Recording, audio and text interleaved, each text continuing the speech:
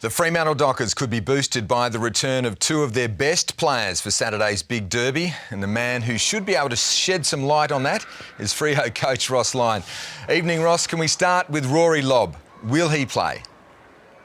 He's a real chance. He needs to... we only got one training session this week, so we'll test him at our last session, but we're really hopeful that he can get up and play.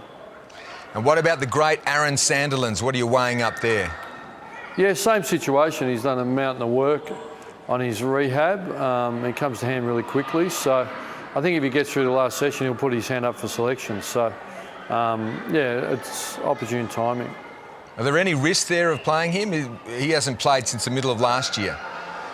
Yeah, there's always a risk. I don't think anyone's guaranteed. So, look, we could certainly put him to Peel. There's no doubt about that, and give him a run. I think that Nui had a run in the seconds off a ACL. But I think we'll look at our whole situation, see how we are, and just look at the whole mix, really. Can we play 3, 2 or 1? We'll just have a look at it.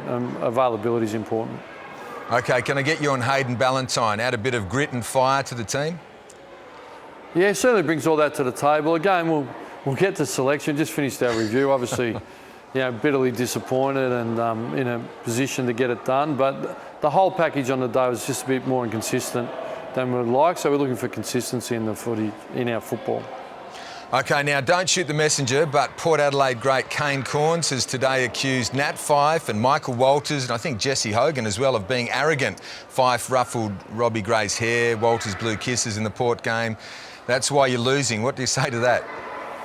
Well, I have a rule of thumb. I don't really comment on commentators' opinions, so I just think I'll keep it at that and make no comment. But you couldn't say that those blokes were arrogant, would you?